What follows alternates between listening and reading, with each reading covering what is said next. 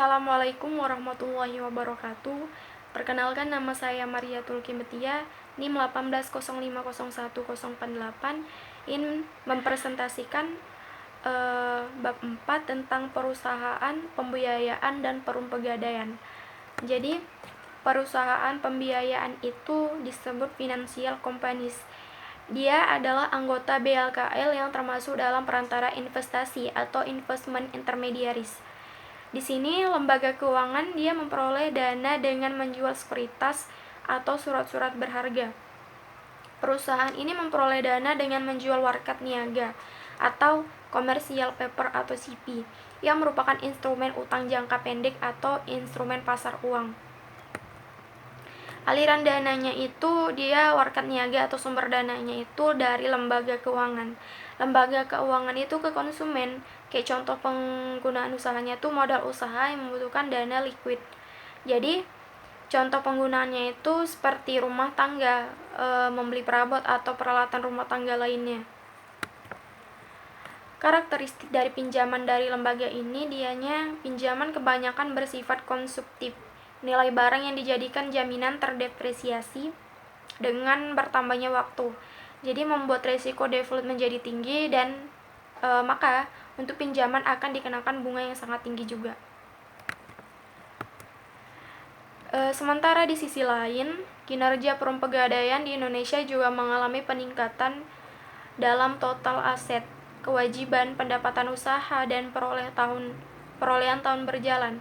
Secara umum, peningkatan kinerja dicapai melalui strategi ekspansi jangkauan pelayanan dan program diversifikasi produk.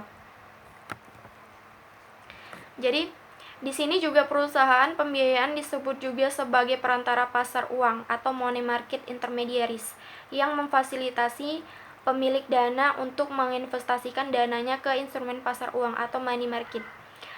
Instrumen pasar uang ditransaksikan dalam jumlah besar dalam round lot atau batas minimum transaksi sekitar 1.000 US dollar, maka investor untuk perusahaan pembiayaan kebanyakan adalah investor besar. Selain itu, perusahaan pembiayaan dapat juga berperan sebagai money market mutual fund atau MMF atau reksadana pasar uang dengan memfasilitasi investor kecil yang lain yang ingin berinvestasi di instrumen pasar uang. Jadi di sini ada sebagian besar gitu kan dana yang diperoleh oleh perusahaan digunakan untuk memberi pinjaman kepada konsumen dalam jumlah per transaksi relatif kecil. Borrow in large amount and lend in small amount, katanya gitu. Sangat berbeda dengan bank komersial yang berkarakteristik borrow in small amount and lend in large amount. Jadi karakteristik perusahaan pembiayaan memiliki struktur biaya rendah atau low cost struktur. Di sini memungkinkan pemenuhan kebutuhan konsumen lebih baik dibandingkan bank, meningkatkan proporsi pinjaman perusahaan pembiayaan ke sektor bisnis seiring penurunan proporsi pinjaman konsumen tersebut. Jadi perusahaan pembiayaan bisnis tuh terbagi dua. Yang pertama tuh factoring atau anjak piutang. Dianya itu pinjamannya diberikan kepada perusahaan dengan jaminan piutang, yakni tagihan perusahaan kepada perusahaan atau individu lain. Yang kedua, reserve factoring. Jadi reserve factoring ini dia mensyaratkan perusahaan pinjaman untuk menanggung resiko pembayaran kepada pinjaman disertai bunga bila tagihan piutang itu tidak terbayarkan. Factoring without cost. Jadi di sini resiko piutang tidak terbayar dapat ditanggung perusahaan dengan pembiayaan atau disebut sebagai faktor. Dengan spesialisasi dalam proses penagihan utang membuat faktor memberikan keuntungan dari skala ekonomi berupa biaya produksi rendah. Leasing atau sewa gedung, sewa guna gitu. Perusahaan membiayai dapat membantu pembelian barang modal suatu ke perusahaan yang tidak memiliki dana dalam bentuk leasing. Leasing terbagi juga, ada financial leasing dan operating leasing. Jadi financial leasing itu dia memberikan hak opsinya pada peminjam. Kalau operating leasing dianya memberikan hak pakai. Nah, kegiatan leasing itu mensyaratkan asuransi untuk menghindari risiko kerugian yang besar bagi lessor. Keuntungan leasing bagi lessee adalah uang muka dan pembayaran yang lebih murah dibandingkan pinjaman langsung karena adanya tax saving atau penurunan pajak. Di sini dalam perusahaan pembiayaan konsumennya itu, perbedaan perusahaan pembiayaan konsumen dengan bank adalah perusahaan pembiayaan bersedia memberi pinjaman kepada konsumen yang tidak memperoleh pinjaman dari bank atau lembaga keuangan lain. Perusahaan pembiayaan konsumen biasanya dimiliki oleh perusahaan manufaktur. Perusahaan pembiayaan perdagangan atau penjualan. Di sini dijelaskan bahwa sebagai captive finance companies, dia itu memberikan pinjaman kepada konsumen yang membeli barang dari pengecer tertentu atau dari perusahaan manufakturnya dengan tujuan dia untuk meningkatkan penjualannya.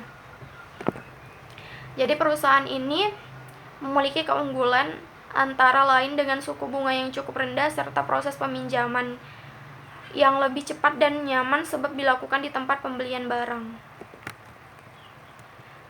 Resiko gagal bayar atau default risk ini terjadi karena perusahaan pembiayaan berani memberikan pinjaman kepada konsumen yang tidak memperoleh pinjaman dari bank dan lembaga keuangan lainnya, bisa jadi merupakan debitur bermasalah atau pendapatannya rendah.